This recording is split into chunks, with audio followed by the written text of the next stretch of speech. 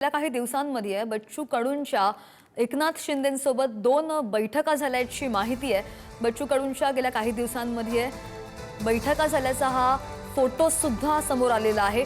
बच्चू कडू यांचा प्रहार पक्ष शिवसेनेमध्ये विलीन करण्याच्या हालचाली वाढल्याचं पाहायला मिळतंय, कारण की बच्चू कडूंना आमदारकी आणि मंत्रिपद दिला शिवसेनेसोबत जा प्रहारच्या अनेक पदाधिकाऱ्यांचं असं मत आहे। किंबहुना बच्चू कडूंनी स्वतः SMS द्वारे निर्णय मागवला होता, मत मागवलं होतं। पदाधिकाऱ्यांची मतं लक्षात घेऊनच निर्णय घेणार असं सुद्धा त्यांनी म्हटलेलं होतं। विदर्भातील शिवसेनेची सूत्र हातात देण्याची सुद्धा प्रहारच्या पदाधिकाऱ्यांची मागणी आहे। प्रहारच्या राज्यभरातील प्रमुख पदाधिकाऱ्यांचं आज बच्चू कडू मत सुद्धा जाणून घेतील।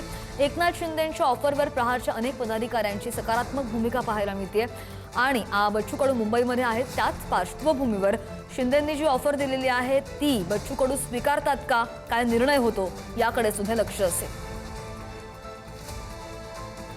या संदर्भात आणखी जाणून घ्या आमचे प्रतिनिधी जितेंद्र शिंगाडे आपल्या सोबत आहेत। जितेंद्र, अत्यंत महत्त्वाची अपडेट म्हणूया, कारण की या निवडणुकाच्या एक जागेसाठी चुरस इतकी वाढलेली आहे आणि त्यातच आता 2 बैठका झालेल्या आहेत असं कळतंय। काय नेमकं झालं या बैठकीमध्ये, समोर आलेलं आहे का?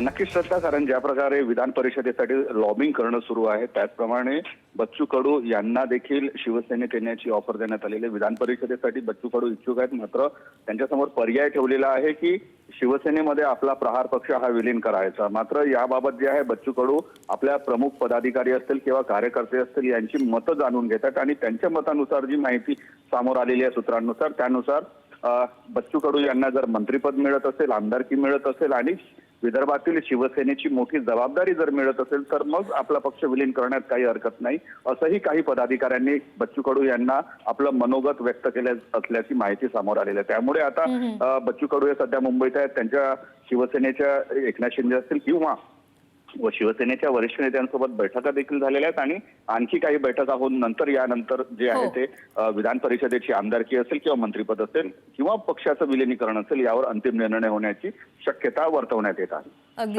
काही चर्चा आहेत का अंतर्गत गोटामध्ये, कारण की फक्त 3 दिवस राहिलेले आहेत अर्ज भरायला, निर्णय कधी जाहीर करतील बच्चू कडू, काही कळलंय का? नक्कीच बच्चू कडू ज्याप्रमाणे माहिती मिळते, बच्चू कडू हे सध्या मुंबईत आहेत। यापूर्वीच उपमुख्यमंत्री एकनाथ शिंदे यांच्याशी त्यांच्या 2 बैठका देखील झालेल्या आहेत। आता अवघे 3 दिवस उरलेले आहेत उमेदवारी अर्ज दाखल करण्यासाठी आणि या पूर्वी जो आहे तो बच्चू कडू यांना निर्णय घ्यायचा आहे। मात्र त्यापूर्वी जे पदाधिकाऱ्यांची मतं बच्चू कडू स्वतः जाणून घेत आहेत। प्रहारचं एक आपलं वेगळं अस्तित्व आहे, खास करून अमरावती असेल, अकोला असेल, बुलढाणा असेल या विदर्भातील काही जिल्ह्यांमध्ये, आणि त्यामुळे स्वतःचा पक्ष विलिनीकरण करणे किंवा तो पक्ष विलिनीकरण करण्याऐवजी काही त्यात आणखी काही ऑप्शन्स समोर येतात का याचाही जी आहे यावरही ती चर्चा सुरू आहे आणि आज किंवा उद्या यावर अंतिम निर्णय होण्याची शक्यता व्यक्त करण्यात येत आहे। अगदीच, आणि याच पार्श्वभूमीवर आता इथून पुढे 3 दिवस पुढचे अत्यंत महत्त्वाचे असणार आहे। त्या सगळ्या घडामोडींचे ताजे अपडेट्स घेत राहू। जितेंद्र, धन्यवाद दिलेल्या माहितीसाठी। बच्चू कडूंच्या निर्णयाकडे आपलं लक्ष असेल।